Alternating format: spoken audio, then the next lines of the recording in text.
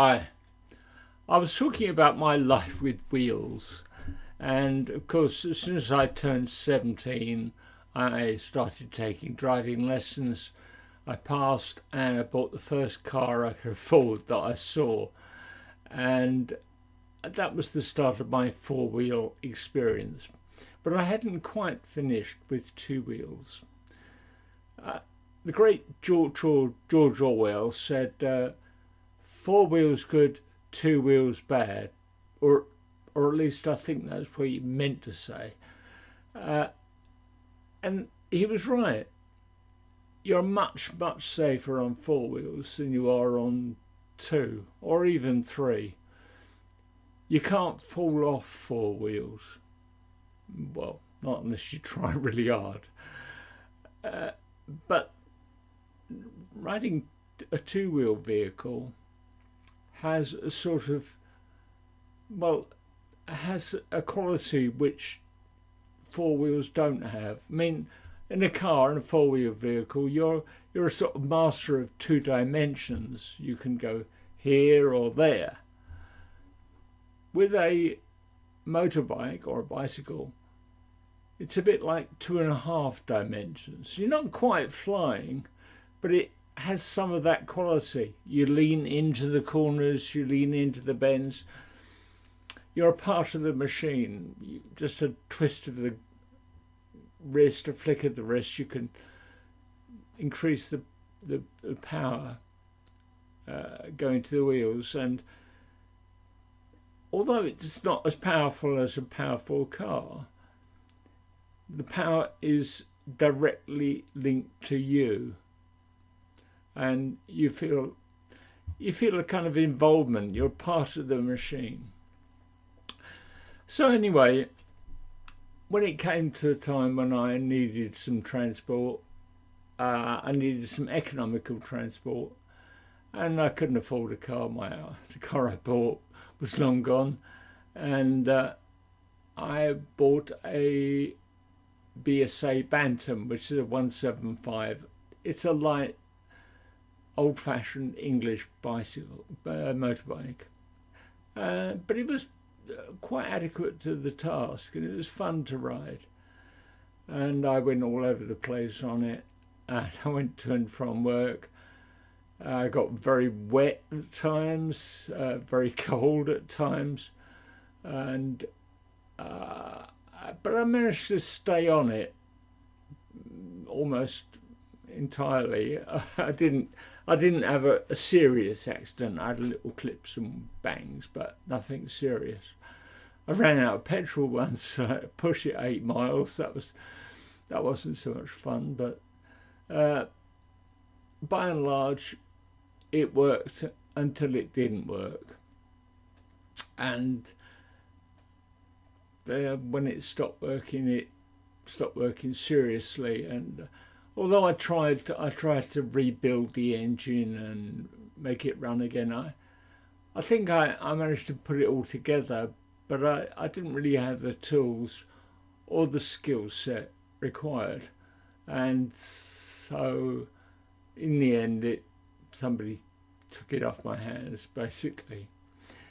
Uh, the next time I had a motorbike, I had a Honda 70, which is a slightly larger engine than a Honda 50, and it enables you to go on motorways, and it's unrestricted in that sense. The top speed was 50 miles an hour, so if you did go on a motorway, it wasn't very pleasant. I mean, you had these juggernauts coming past you at 70 miles an hour, and you were getting blown all over the place. God knows how I survived, but I did. And I did quite a few miles on that. I did the knowledge on that, in fact. And I learned, I did 12,000 miles in and around town, but I also went up to Wales, went up to Lincolnshire on it, and I used it as a means of transport. And it was very economical.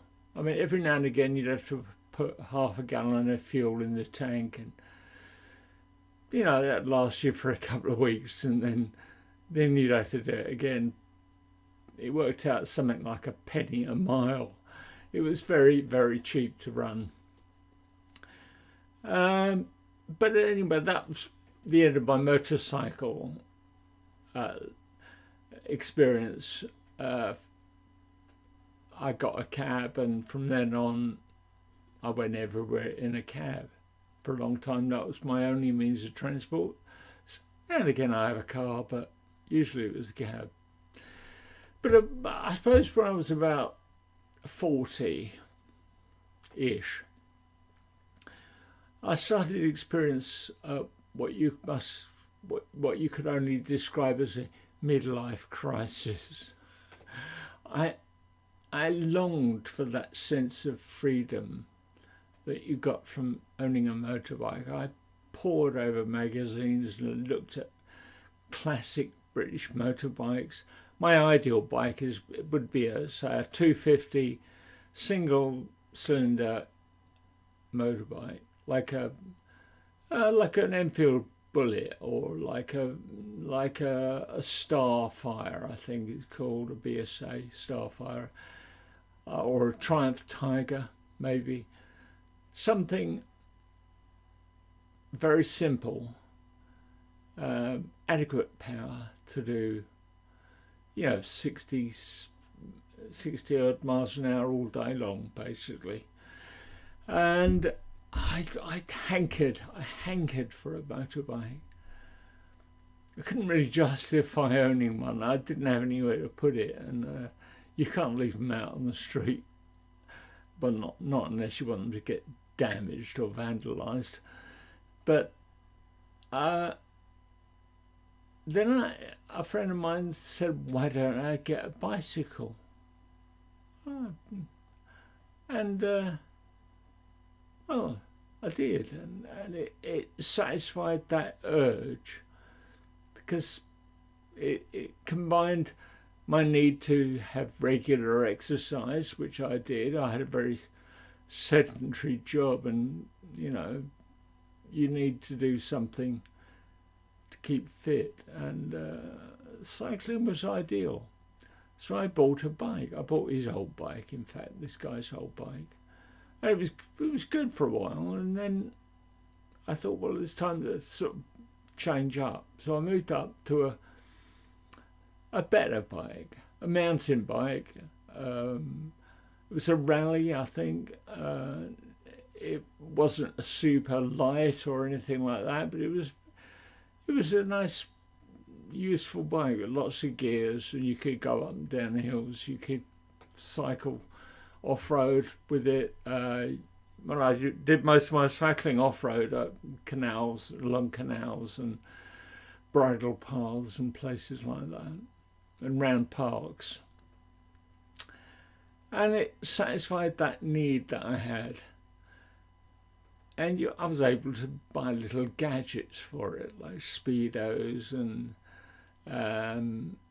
the right gear to wear, helmets and lamps and little screw-on gadgets that made it more fun.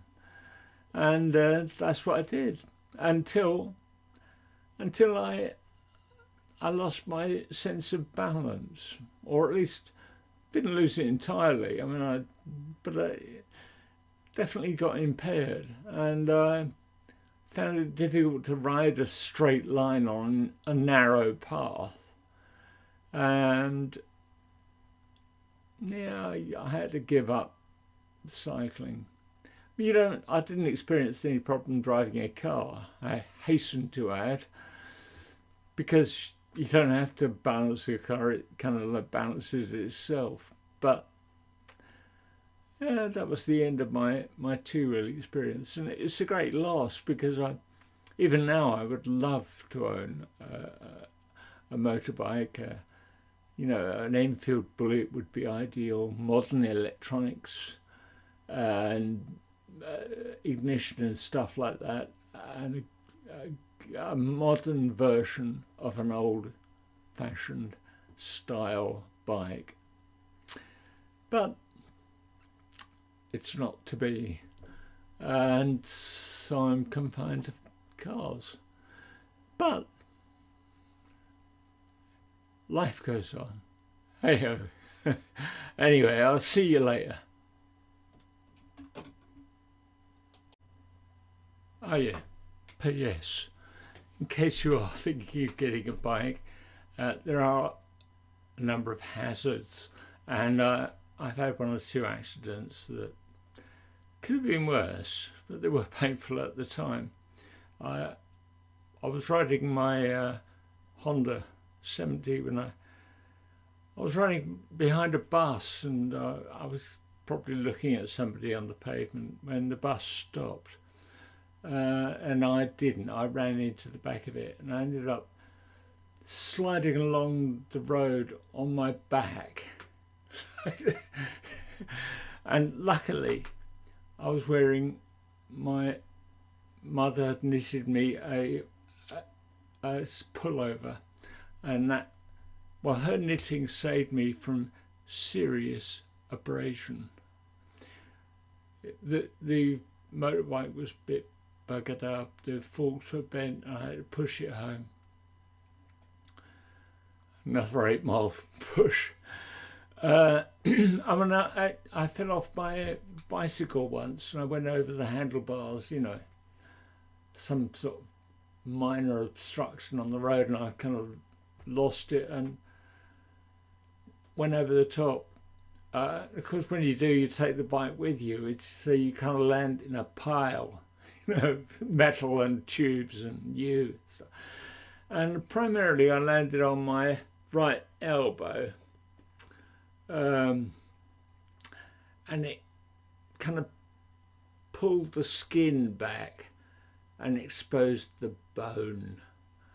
That was shocking, and but it wasn't so much painful. It was more shocking, and it took a while to heal, and it still hurts even today if I lean on that elbow in the wrong way.